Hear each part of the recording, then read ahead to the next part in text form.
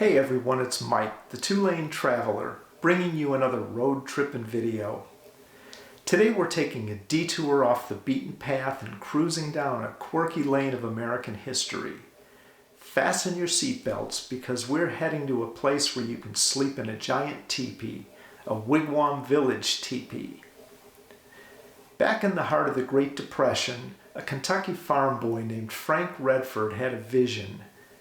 Inspired by a teepee-shaped lunch stand he saw on a trip to California, he decided to inject some Native American flair into the tourist industry back home. Maybe it was the novelty of grabbing a burger under a giant cone, or maybe the separate squaw and brave bathrooms just added a touch of the Wild West. Whatever it was, Redford knew he was onto something big. In 1933, Frank Redford built his first Wigwam Village in Horse Cave, Kentucky. It started simple, a teepee-shaped lunchroom and gas station offering a unique roadside pit stop. But it was a hit. Soon tourists and locals alike were raving about the quirky experience, and they urged him to add sleeping rooms. He responded by adding 6 teepees for overnight guests. Now hold on a second. What's with the Wigwam Village name? These weren't exactly authentic wigwams, which are dome-shaped dwellings used by Native Americans in the Northeast. Redford's creations were more like teepees, the tall cone-shaped homes favored by Native Americans in the Central Plains. And neither wigwams nor teepees were ever found in Kentucky. But hey, Wigwam Village had a catchy ring to it, right? And if teepees caught people's attention and convinced them to pull in and spend their money, that's what he was going for.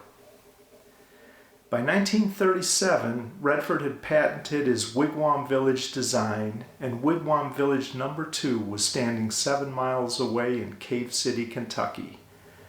This village was of similar design but had 15 teepees for sleeping instead of 6. Redford didn't stop there, though.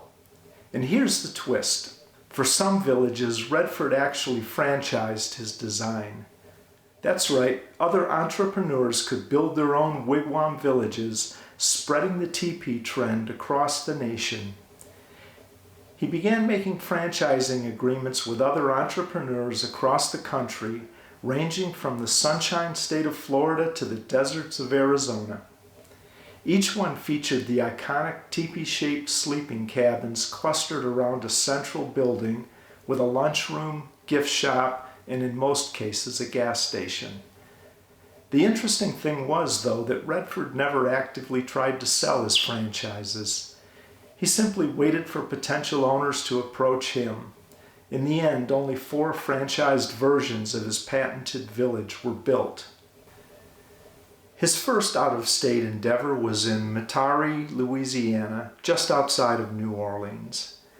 A franchisee built Wigwam Village No. 3 and opened for business in October 1940. It had 10 sleeping rooms as well as a restaurant and an Esso gas station. It was located at 4800 Airline Highway in the approximate location of a Wendy's fast food restaurant today. It closed in 1954 after only 14 years in business. Next, an entrepreneur built Wigwam Village No. 4 in Orlando, Florida, among the orange groves, long before Disney World existed. It was far and away the largest village with 27 teepees for sleeping. It sat at 700 South Orange Blossom Trail next to Carter Street. Technically, this village didn't open until 1948, well after Wigwam Village No. 5 was already open. I don't know why the sequence is out of order, but perhaps the war years slowed the Orlando project down for some reason. It was demolished in 1973. Wigwam Village No. 5 was built in Bessemer, Alabama, on US 11 south of Birmingham. It was just north of the Valley Creek Bridge, approximately where Superhighway Auto Sales is located today. It opened in 1940 or 41 and closed in 1964. It was demolished not long after that. Wigwam Village number 6 was built in Holbrook, Arizona on Route 66. It was the last village to open, though work started on it before village number 7, which is why the sequence appears to be incorrect. It remains open today and is still owned by the same family who originally built it.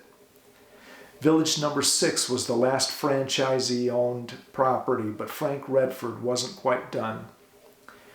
He built Wigwam Village number 7 on the border of Rialto and San Bernardino, California in 1950. It still sits right on Route 66. Frank lived on the property until his death on December 3, 1957. Sadly, the wigwam craze didn't last forever. The rise of motels with more modern amenities and bigger motel and hotel chains like the Holiday Inns eventually outshone the novelty of sleeping in a giant teepee. 4 other villages permanently closed their doors and have been demolished, leaving behind just their memories as pieces of quirky roadside history. But here's the good news. 3 wigwam villages are still in operation today: in Cave City, Kentucky, Holbrook, Arizona, and Rialto, San Bernardino, California.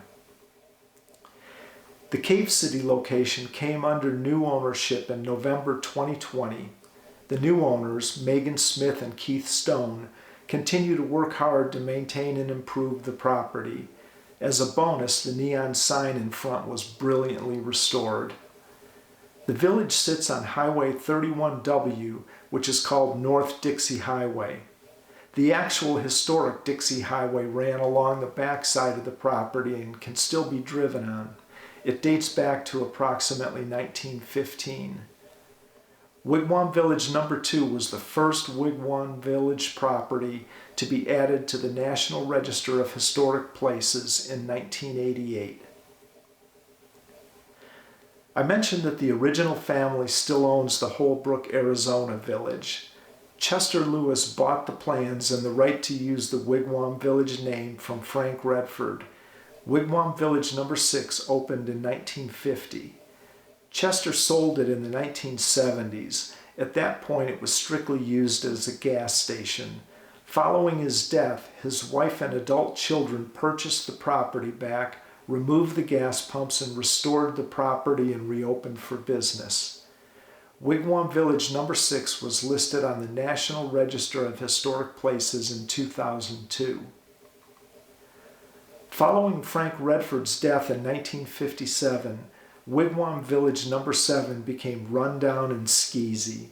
A sign out in front urged passers-by to do it in a teepee. The Patel family bought the property in 2003. Over the next 2 years, they completely renovated all of the buildings and the outside areas. They continue to keep the property in great shape. It was added to the National Register of Historic Places in 2012. These iconic landmarks offer a chance to step back in time and experience a piece of Americana. Sharon and I have visited all of them. I've actually visited all of them multiple times. They're quirky, fun, historical, and interesting. Imagine telling your friends you stayed overnight in a giant teepee. So are you feeling adventurous? I've included links to the 3 open Wigwam Village locations. Check them out. You won't be disappointed. If you have any questions or comments, post them below and I'll respond. If you enjoyed the video, I'd appreciate it if you'd click the like and subscribe buttons. Thanks for watching.